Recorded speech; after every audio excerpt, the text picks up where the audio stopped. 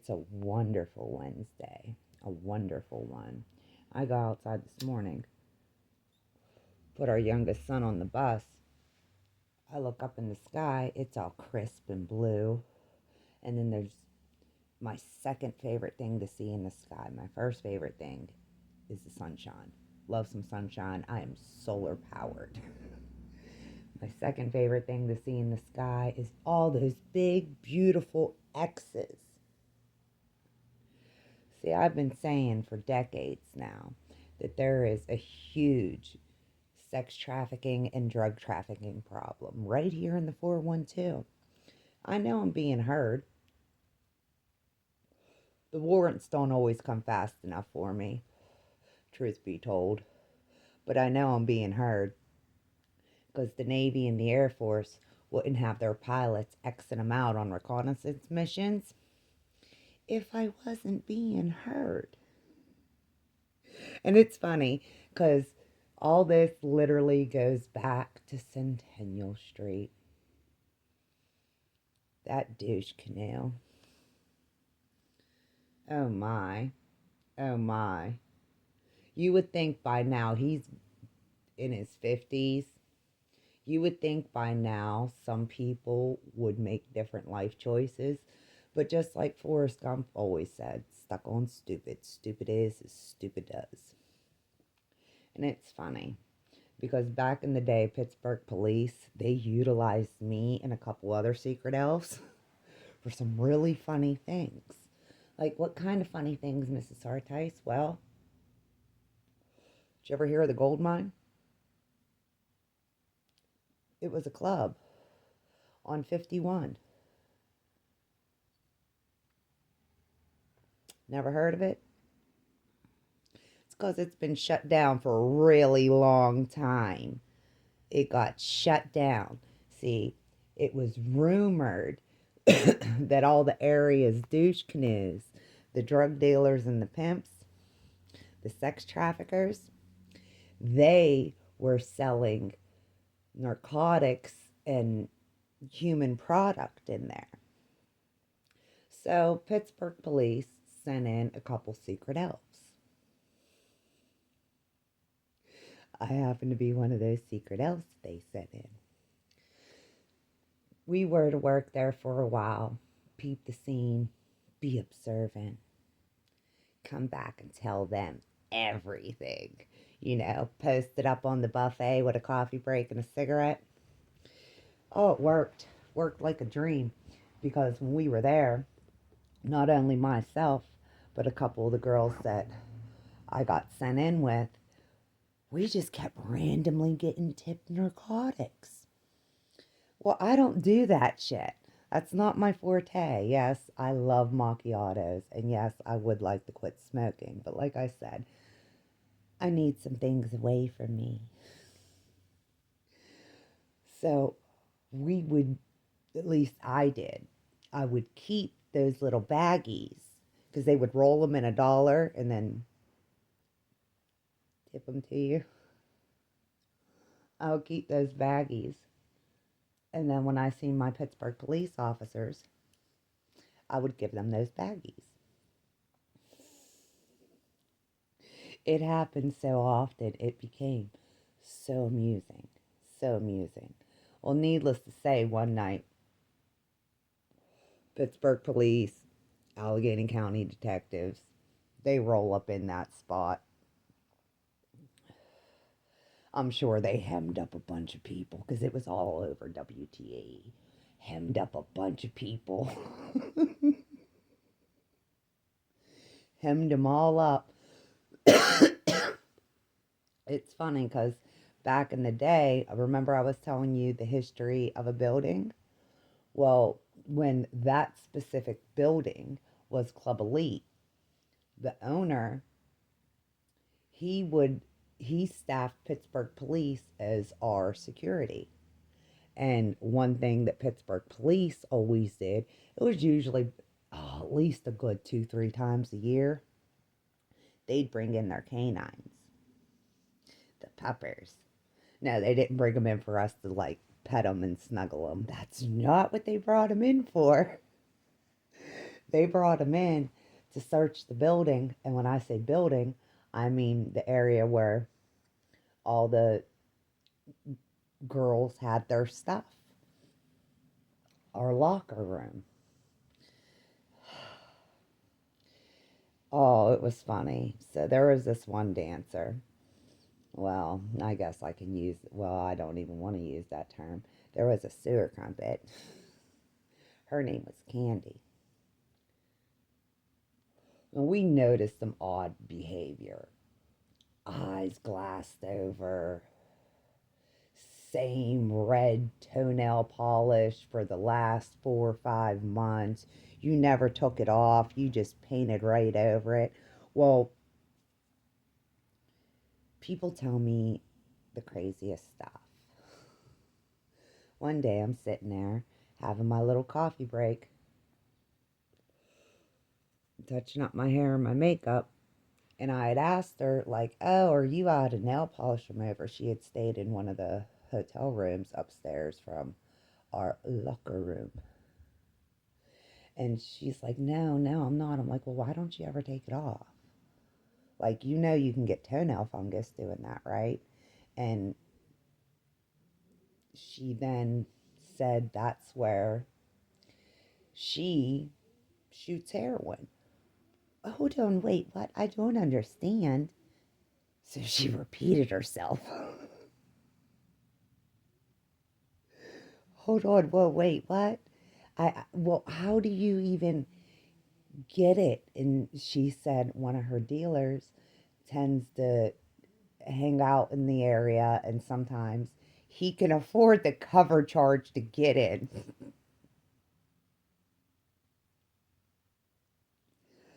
Oh, goodness. Okay. So she's explaining this entire story to me.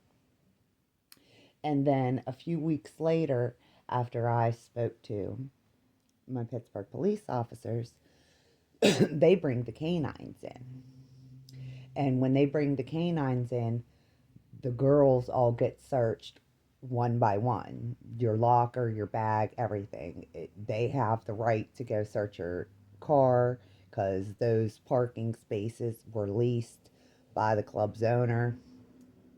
So they search everything. Well, it's my turn to be searched. I go upstairs, canine search, and he hits on my bag. I'm like, what? So they open up my bag. I'm standing there.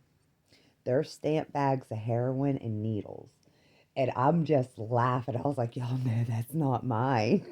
Like, you can take me for toxicology reports right now. Not only will I give you blood, I'll give you hair follicles. And they knew it wasn't mine. They knew I was being set up by Candy.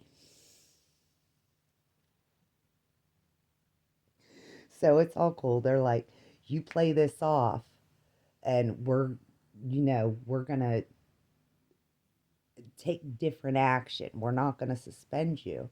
But what we're going to do is get you to find out where she keeps it when she's at work.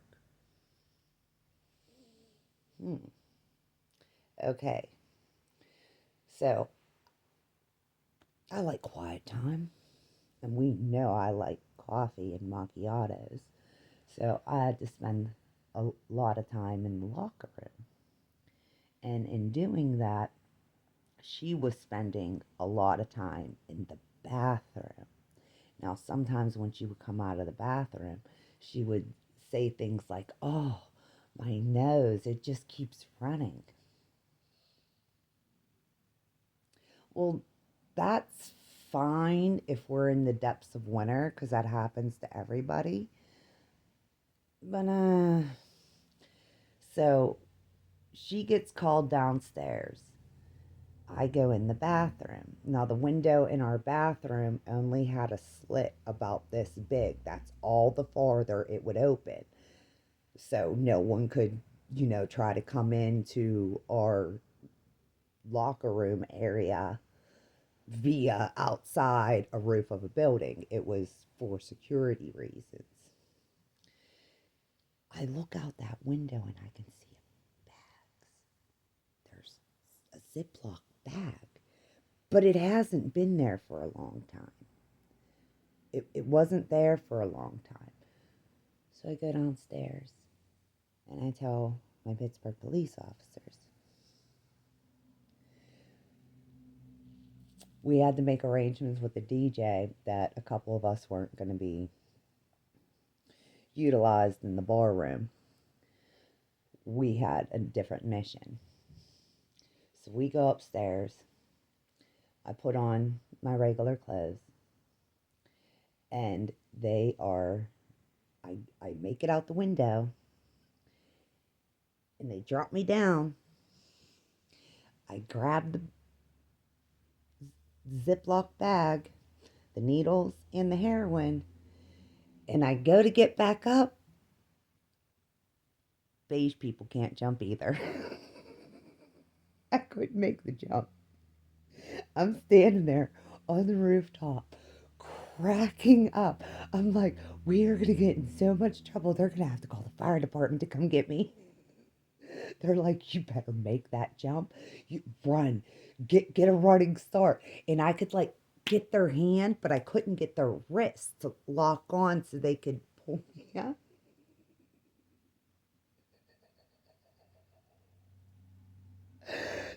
We had to get another girl that I worked with, was a good friend of mine. She was even fortunate enough to meet my father. He loved her, loved her voice. We get her. They're draping her out the window. I get my little running start, latch on to her, and then the two police officers are beginning to pull her back in. I make it to the window sill, and they're like, hold on, we got to get her back in. We got to get her back in. I make it to the window sill. I'm holding on. I hand them the drugs, all the narcotics, the stamp bags of heroin and needles. I'm like, okay, help me through the window. And we're cracking up. And then the other girl and I, we hear our names like, oh no, we're about to be downstairs. And we're all laughing. They're like, y'all, we'll buy you a couple minutes. You guys got tears coming down your face. Fix yourselves up. And then come downstairs. They're like, thank you, we needed that. She won't be here anymore. We were happy about that. We were also happy about that because it used to be a decent industry. It's these sewer crumpets have destroyed it. They have destroyed it. Oh, they have. But that story's funny. It's one of my favorites because had I not been as small as I have always been, we might have never got her out of there.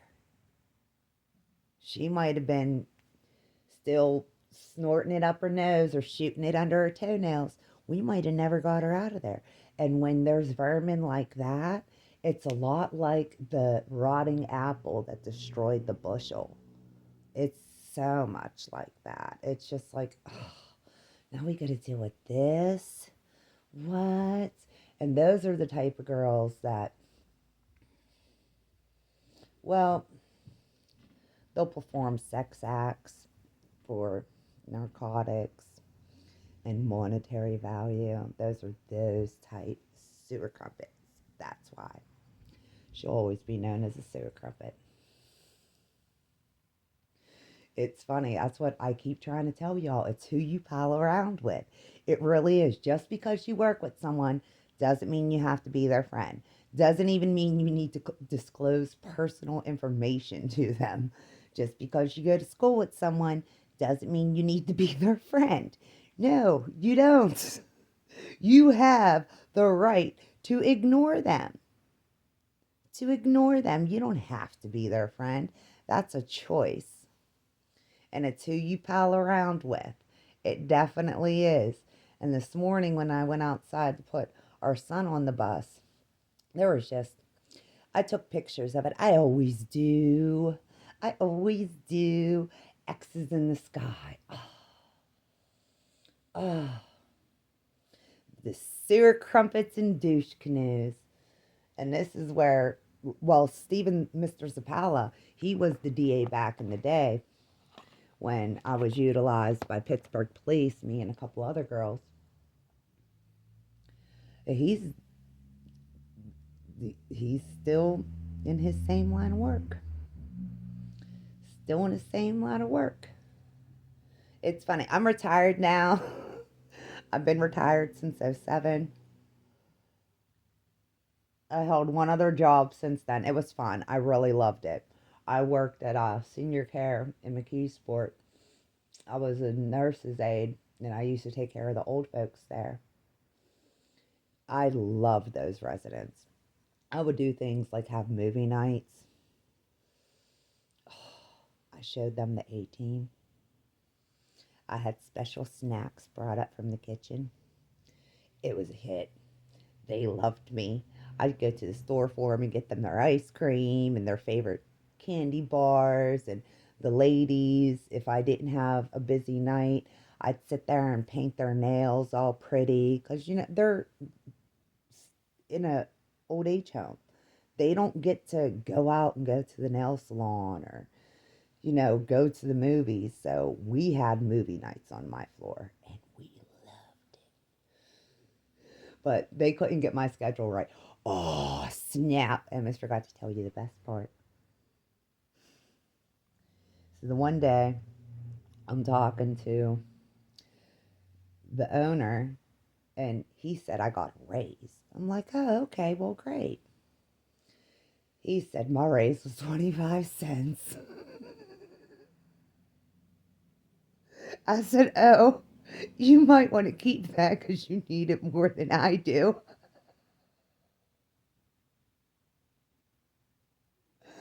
I didn't work there long after that.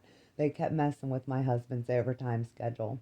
And like I said, my husband's union, he's been at the same place for what we're going on 18 years now. So he's been at the same place for a long time. And if you go messing with his overtime schedule or his schedule, I was only taking that job just to solely help out with a couple odds and ends bills, maybe have some, Friday night pizza money. So I quit working there. And I haven't worked since. I've been retired for a very, very long time. And back during quarantine, there were all these videos of these sewer crumpets twerking their skunk butts all over social media. And I tried to warn them. Like, I even commented on a few of the videos. Like, you're going to bring some of us out of retirement. Well, I think they thought that we were going to, jump a look at it. No. No. No. We were going to be utilized like we were 20 some years ago. So, have a great day.